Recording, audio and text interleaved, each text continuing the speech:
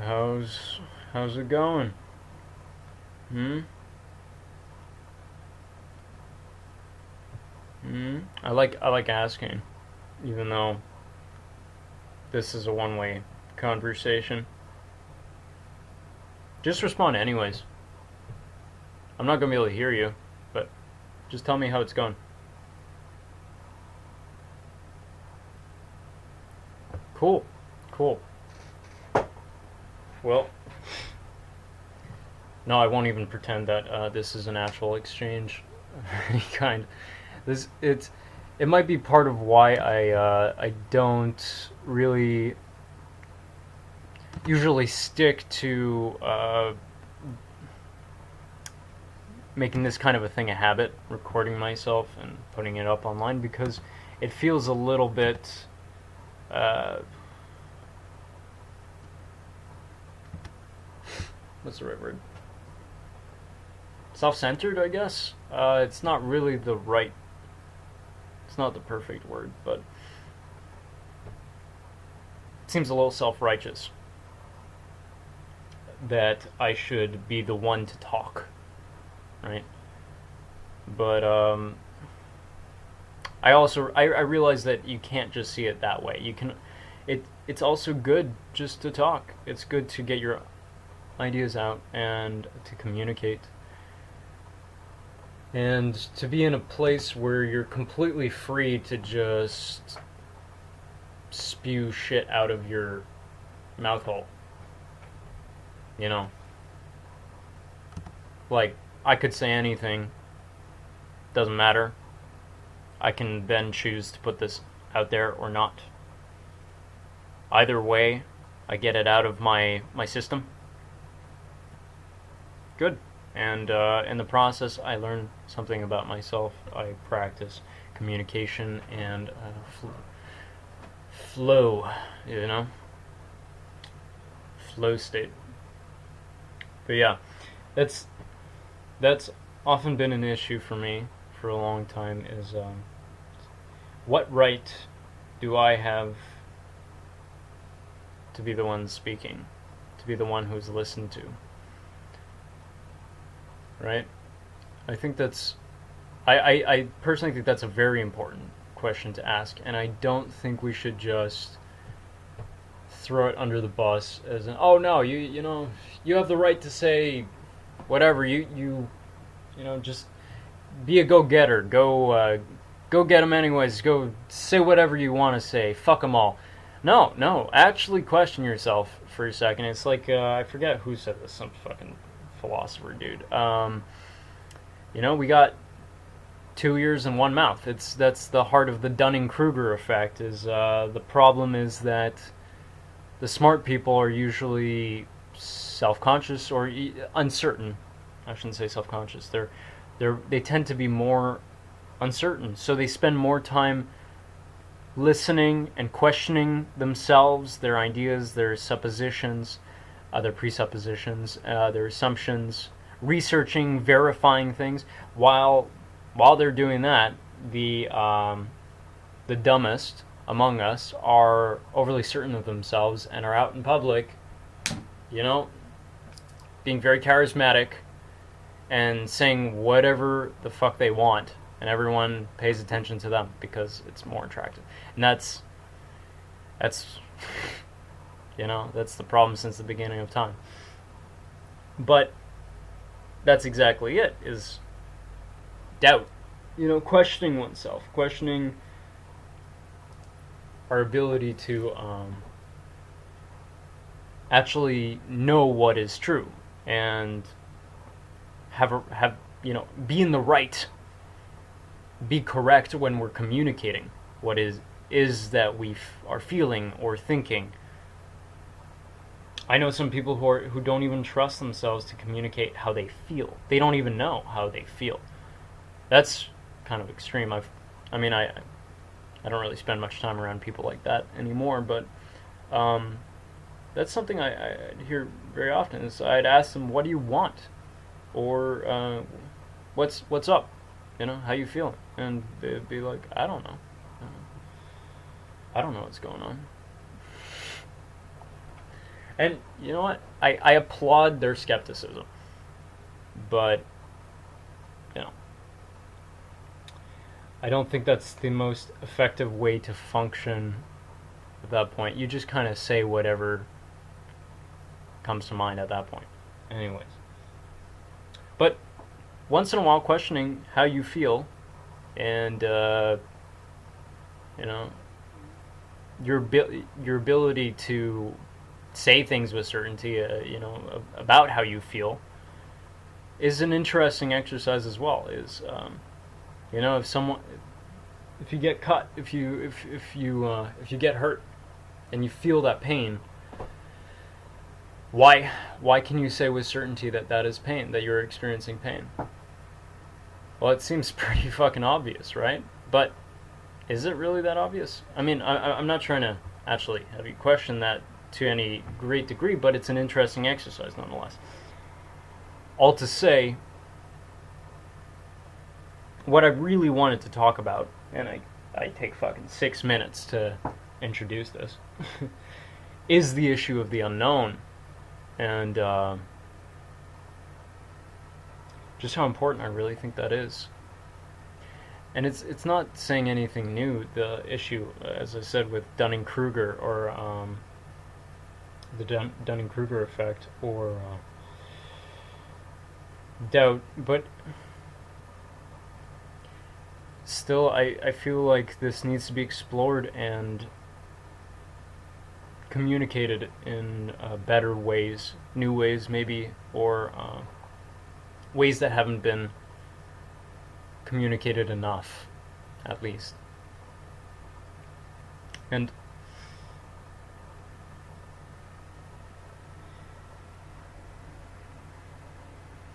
because, as I was saying, who am I to be talking right now? Why should you be listening to me? Right? Those are serious questions. I could go on and on about everything I've experienced, everything I've done,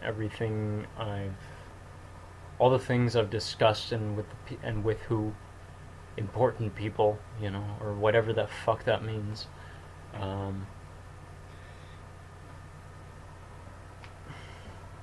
could talk about my education, which isn't that impressive or anything, or my experience, my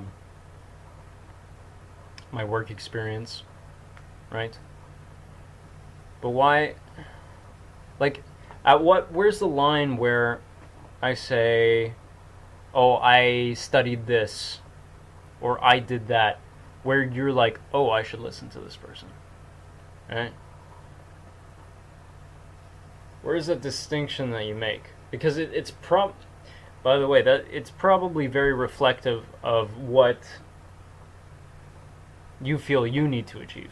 Because if you think that you need to listen to, say, a physicist more than a high school dropout, that probably says something about what you value about education. It doesn't say anything about the objective value of education. Not to say that I have anything against education, or that we should ignore people's accreditation of any kind. That's not saying that, and I'm not saying that. It's always hard to draw that line, but I think you get what I'm saying. But really, is that ever enough?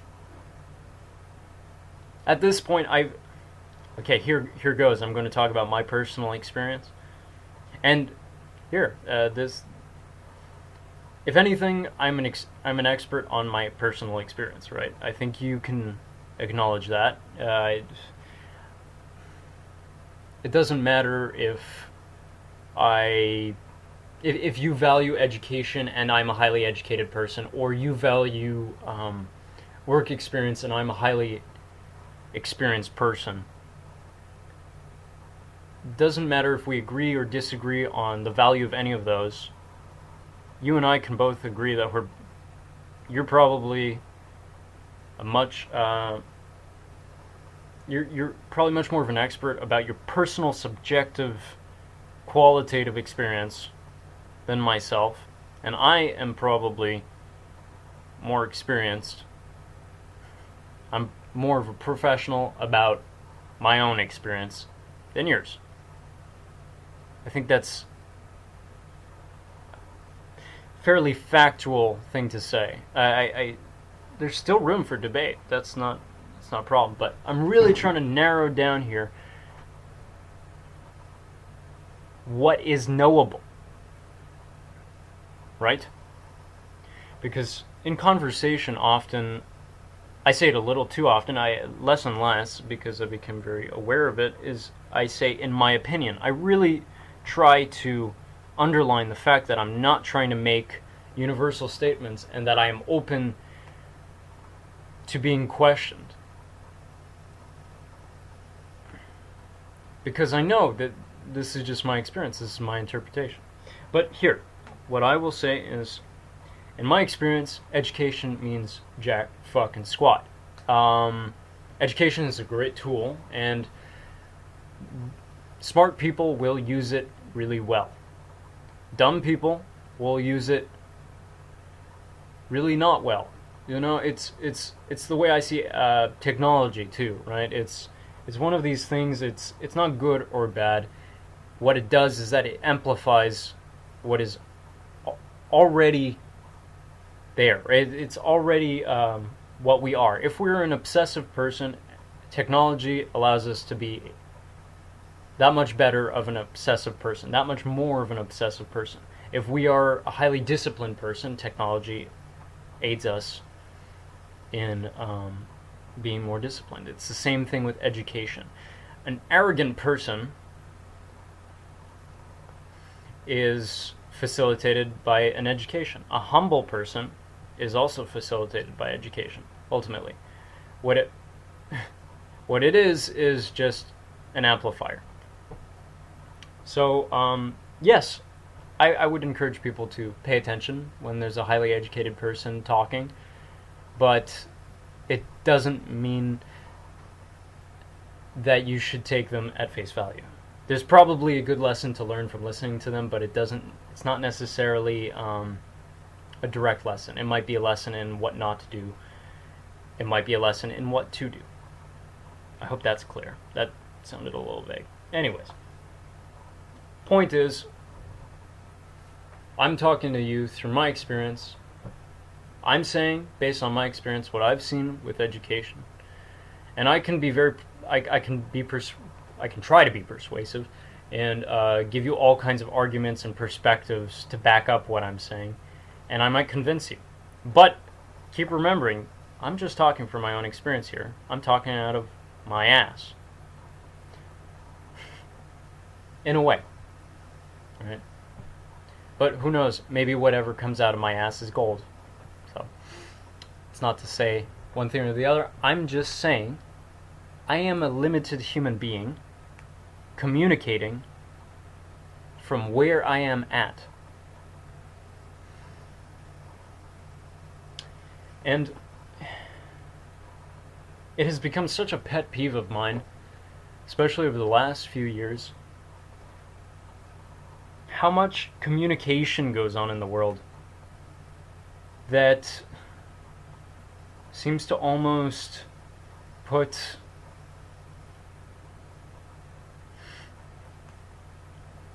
this very human, foundational aspect of communication completely out of mind. This absolute certainty, it's all pervasive. That people saying, scientists say this, scientists say that. Well, first of all, most people do not have the understanding necessary. Not to say they don't have the capability, but they don't, at the point that they are at, have the understanding necessary to even interpret what most scientists have to say, except for the scientists who are sellouts, and simplify what they have to say to be heard so that they can sell whatever the fuck they're trying to sell better. I'll just put it that way for now. I hope that's clear. But that's just an example.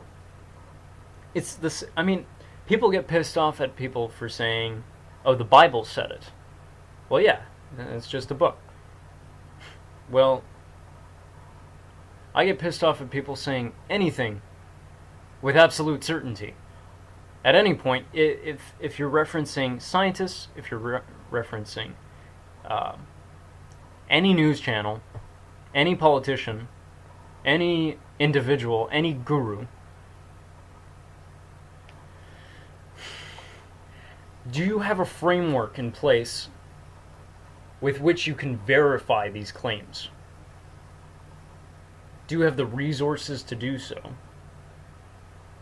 Do you have the knowledge and understanding necessary to review the methodology and the argumentation and the reasoning behind the statement that was made, let alone understand the statement in its full nuance? Probably not. And I'm not saying I do either, but I've put a lot of time and effort into trying to figure out what it is that makes, say, scientists or philosophers or religious people be able to back up their claims, to make a statement and have something to show for it, something to say, to make them stand out from the next guy. If there's a million people all saying different things, who do we listen to? Okay, fine. I will take an arbitrary criteria. Say, out of those million people, I will listen to the ones who quote the Bible. Or I will listen to the ones who are highly educated. There's a very simple and well-established, and again, I know, question me when I'm saying it's well-established, but there's a very well-established system when it comes to debate and philosophy, and there's the basic rational fallacies. One of them is known as appeal to authority. That means that if you make a statement saying, this is true because so-and-so said so, that is a logical fallacy. That is not an argument. That is not resting the message on anything concrete. And I understand. Look, okay, I'll leave that alone for just a second, but I understand that we can't spend our lives questioning absolutely everything. Well, I mean, that's kind of what I do, and I love it. And I'm doing relatively alright. But, look, if we want to be fucking honest with ourselves, we have to be fucking honest. It's as simple as that. You have to be honest with yourself in regards to what you know is true or not, and what you even can know, what is possible to know. People assume that scientists, for example, I know I harp on this a lot, and look, I do have some background in this. I mean, I've been reading studies since I was 12 years old. I've been reading books on this kind of a thing since I was 7. Not to say that I'm more right than anyone else. Please question me, doubt everything I am saying right now.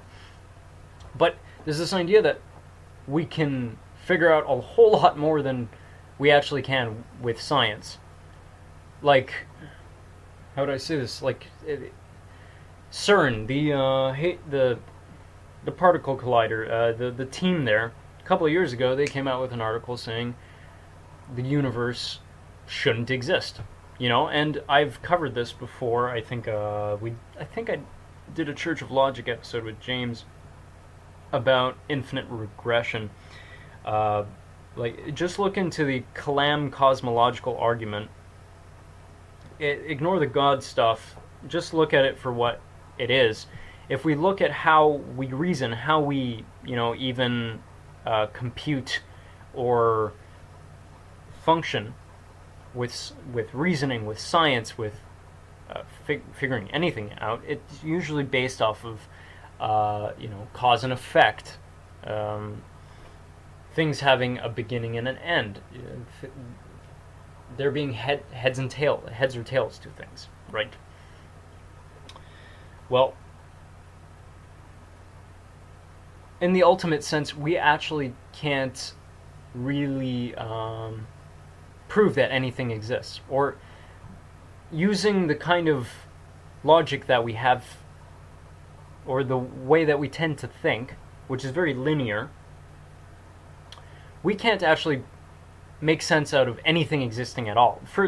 Look at it this way. I guess I have to iterate the whole argument just to really illustrate this. Think back to the beginning of time. Be it if you see it as God creating everything, or the Big Bang.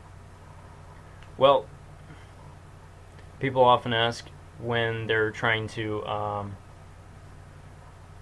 break down the God argument, well, what came before God? But, well, look, we can ask the same thing about the Big Bang, and people say that there are scientific explanations for this, but really there are not. There are no actual logical explanations for what it came before the Big Bang.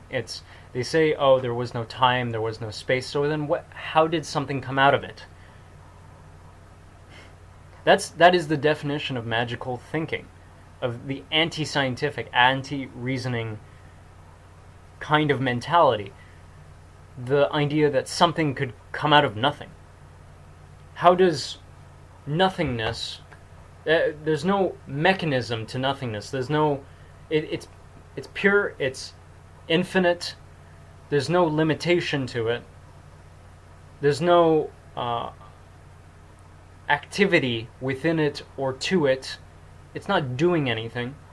How does something come out of nothing? Really think about that.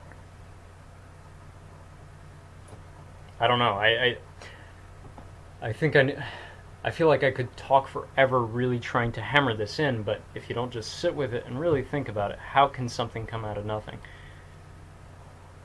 It really kind of fucks with your head at some point. As soon as it gets a little weird, that's when you know you get it. It really sinks in. And hopefully it has by now to some degree. Well, look, you could just say, well, before the Big Bang there was something else. It just, something before that, and something before that. Well, what? It just goes on for infinity? Infinity also, in the sense of there being no beginning, it just goes back and back and back. It breaks down the very thematic, the very foundations of how we put two and two together. There has to be delineations, limitations, no?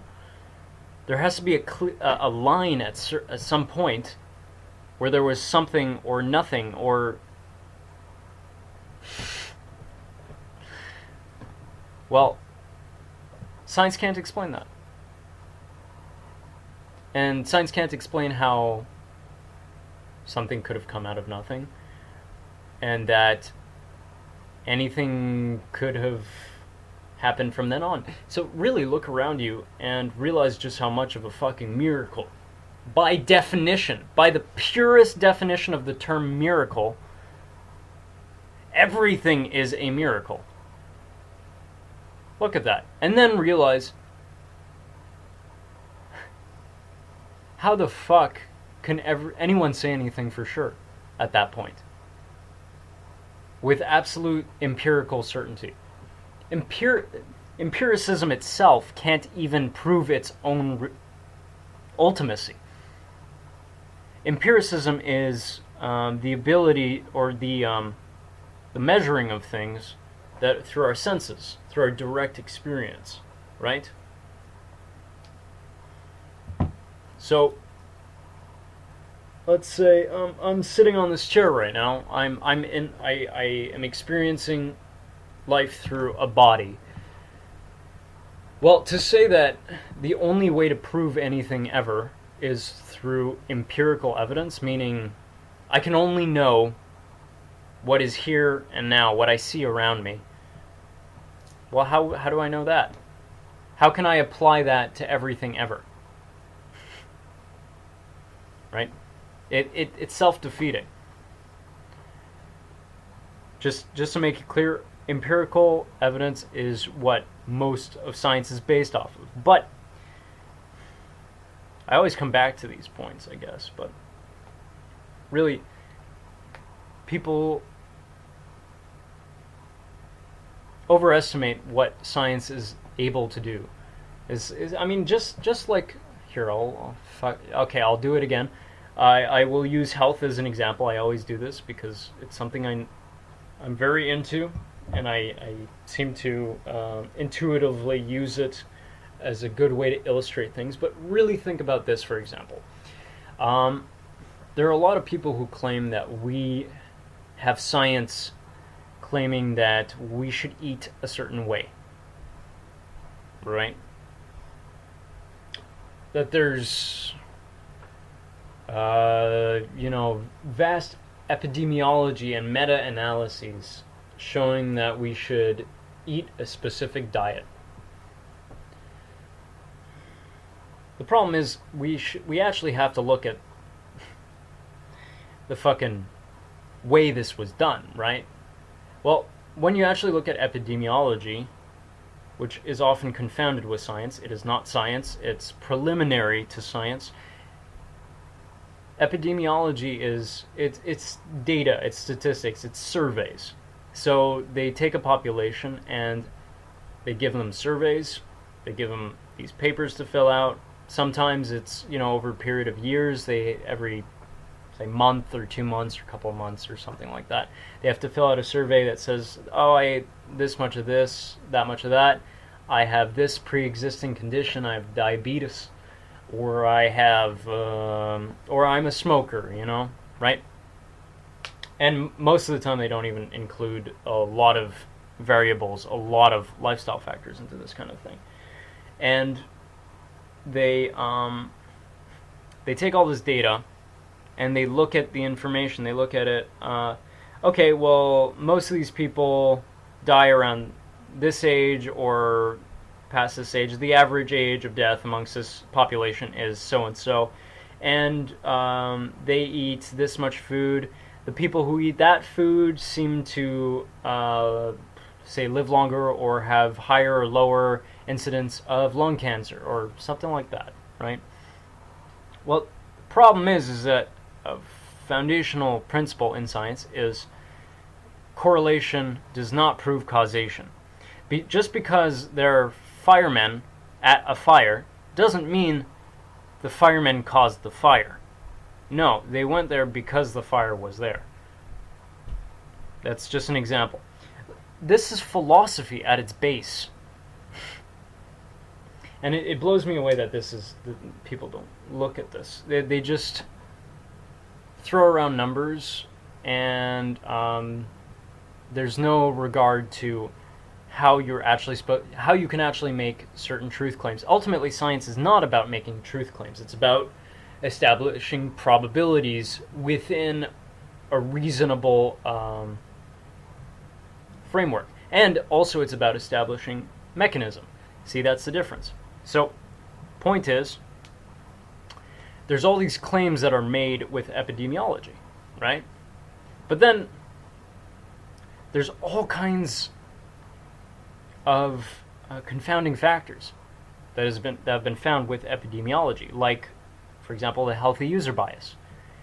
Usually people who eat meat, for example, are the types of people who drink more, smoke more, have riskier behaviors, are more impulsive, they don't take care of themselves as much.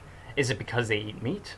No, it's because meat has been associated culturally with, being unhealthy. And so though the the type of person who's more likely to eat meat is probably that kind of a person because they don't care. So they engage in all kinds of lifestyle factors that are risk factors. Smoking, drinking, or, if we really want to be truthful, it seems that way at least. And there are studies that have been done that show this as well. It's not to say that we should trust them 100%, but there are basic what-ifs, major what-ifs of all kinds that confound the evidence. There's a great book called How to Lie with Statistics. Check it out. Well, it's really, really easy to get lost in the numbers. So how do we know it's true? Well, step up, and something that is actually considered science is control trials. Thing is that control trials, they are much more expensive. You have to actually control for a lot more variables, a lot more factors in those who are being studied, right? So you have, say, a dozen people come into a lab and spend 3 weeks eating different diets, very controlled diets, and filling out paperwork and doing